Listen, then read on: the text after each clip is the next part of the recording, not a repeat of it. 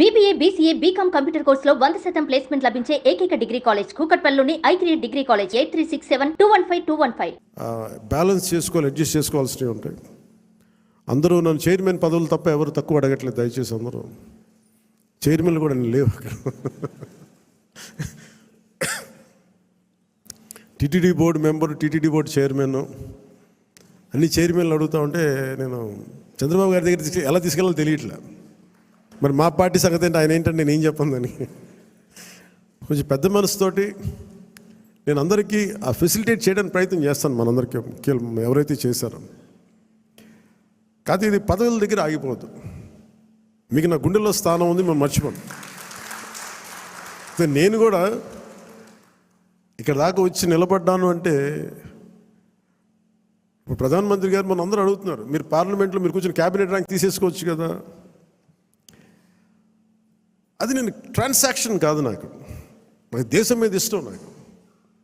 నాకు నచ్చిన నాయకుడు, మనకు నచ్చిన పార్టీ బీజేపీ తెలియదు తప్ప కూర్చోబెట్టి నేను ఈ పదవి నేను మీకు చేశాను కాబట్టి నాకు ఒక ట్రాన్సాక్షనల్ బేసిస్ మీద నేను రాజకీయం చేయను.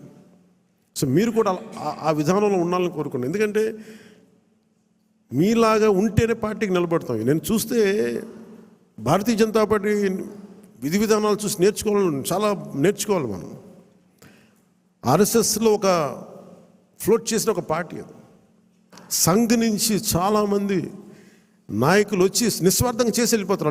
వాళ్ళు గుర్తింపు కూడా ఉండదు. జనరల్ సెక్రటరీ అవుతారు, నెక్స్ట్ మినిట్లో వాళ్ళకి మళ్ళీ కార్యకర్తలు వెళ్ళిపోతారు. Of course that's a great organisation like RSS. కానీ దాని నుంచి స్ఫూర్తి తీసుకుంటాం మనం. వాళ్ళు ఎంతసేపు ఆర్ఎస్ఎస్ ఎంతసేపు దేశం, సమాజం, దేశ సమగ్రత మీద ఉంటారు తప్ప వాళ్ళు చాలా నిస్వార్థంగా ఉంటారు.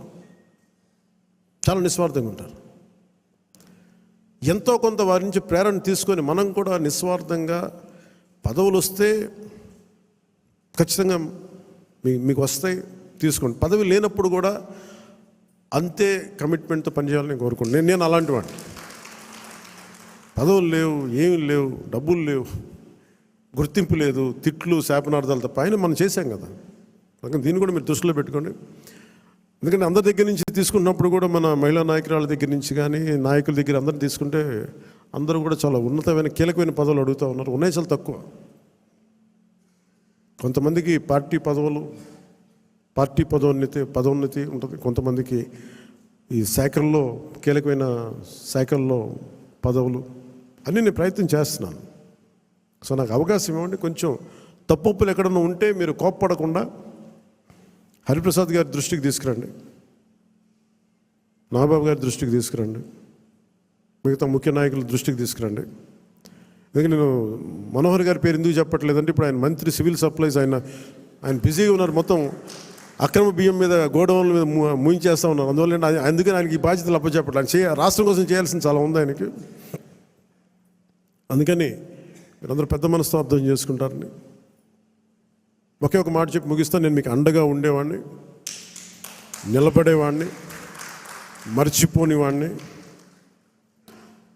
మీకు నెలకి కానీ 3 వారాలకు కానీ మీరు ఒక 2 వీక్స్ ముందు కానీ 3 వీక్స్ ముందే కనుక మీరు నన్ను కలవాలి అని అంటే ఖచ్చితంగా నేను కార్యకర్తల దగ్గర నుంచి పెద్ద నాయకుల దాకా అందరితో కలుస్తాను, మీతో కూర్చొని మాట్లాడతాను.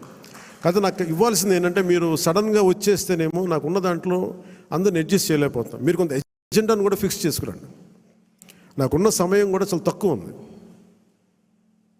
ఎందుకంటే ప్రధానమంత్రి గారి దగ్గరికి వెళ్ళినప్పుడు ఇంత చేసి నేను ఆయన దగ్గర ఎంత టైం తీసుకున్నా, కరెక్ట్గా 60 టైం తీసుకున్నాను. 60 సెకండ్స్ అంతే, 60 seconds, less than a minute ఆయన కలిసాను. ఎందుకంటే ఆ స్థాయి అంత పని ఉన్న వ్యక్తులకి మనకు వాళ్ళకి ఇవ్వగలిగేదే మనం. సుమన్ టీవీలో మీ పర్సనల్ అండ్ బిజినెస్ ప్రమోషన్స్ కోసం కింది నెంబర్కి కాంటాక్ట్ చేయండి.